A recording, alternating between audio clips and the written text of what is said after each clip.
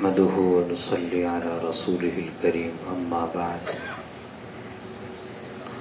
عن أنس رضي الله تعالى عنه أن رسول الله صلى الله عليه وسلم دخل على شاب وهو في الموت فقال كيف تجدك؟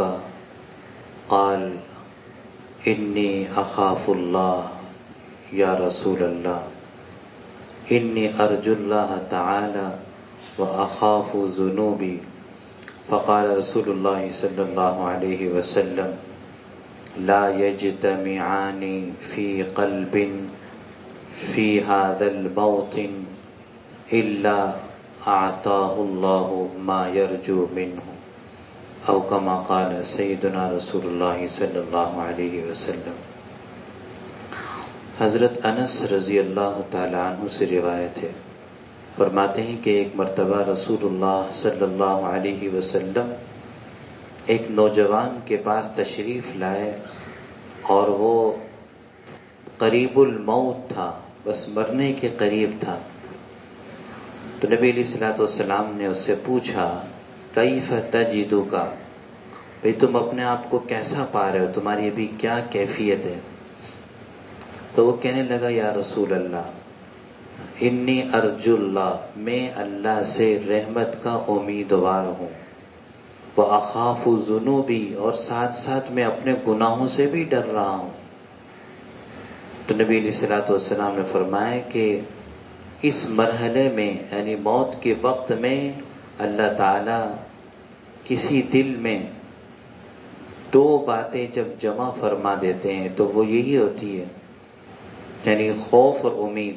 جب یہ دو باتیں کسی کے دل میں اللہ جمع فرما دیتے ہیں تو پھر اس کو جس کی وہ اس نے امید کر رکھی ہوتی ہے وہ عطا فرما دیتے ہیں، اور جس سے وہ ڈر رہا ہوتا ہے اس سے نجات عطا فرما دیتے ہیں.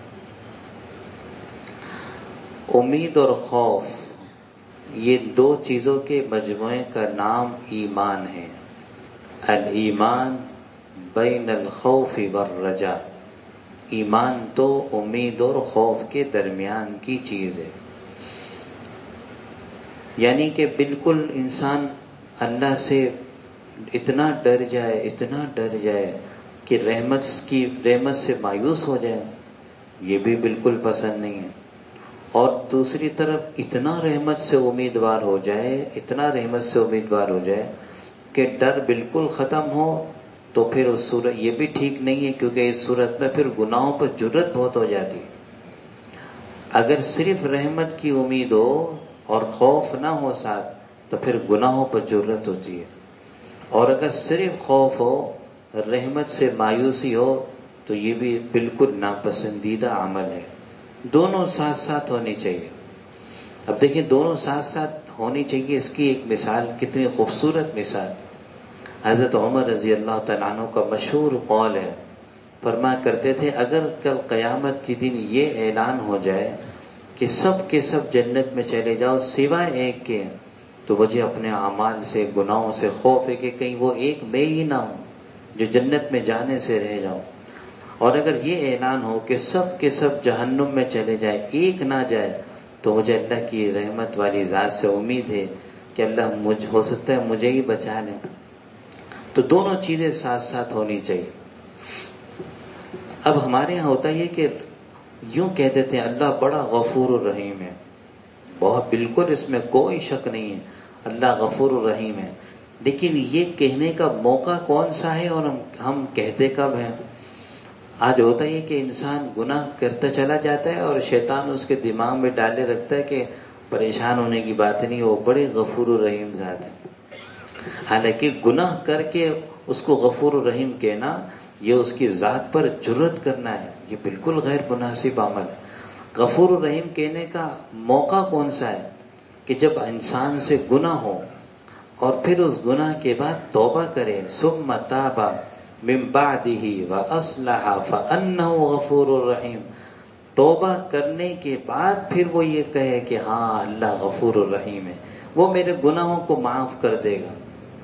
غفور الرحیم کہنے کا موقع یہ ہے کہ گناہ کے بعد توبہ کرے، پھر اللہ سے رحمت کی امید لگائے. تو دونوں چیزیں ساتھ ساتھ ہونی چاہیے.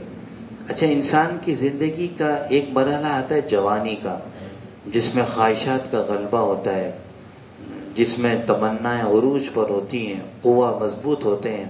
تو علماء فرماتے ہیں اس میں امید اور خوف میں خوف زیادہ ہونا چاہیے، کیونکہ گناہوں کا اندیشہ زیادہ ہے. خوف جتنا زیادہ ہوگا اتنا گناہوں سے بچے گا. بڑھاپے میں قوہ کمزور ہو جاتے ہیں اور موت کے قریب ہوتا ہے، تو پھر ایسے میں کیا ہونا چاہیے؟ زیادہ رحمت سے امیدوار ہونا چاہیے. اس لیے شیطان کا ایک بڑا وار یہ کہ مرنے کے قریب آ کر انسان کو اللہ کی رحمت سے پوری طرح مایوس کرنے کی کوشش کرے گا کہ کسی طرح سے مایوس ہو جائے اور زبان سے کوئی نہ کوئی کلمہ کفریہ نکال دے. تو دونوں چیزیں ساتھ ساتھ رکھنی چاہیے. اللہ کی رحمت سے امیدوار بھی رہنا چاہیے اور گناہوں سے ڈرتے بھی رہنا چاہیے. اللہ تعالیٰ ہم سب کو عمل کرے. اللہم لک الحمد کما انت صلی وسلم علی سیدنا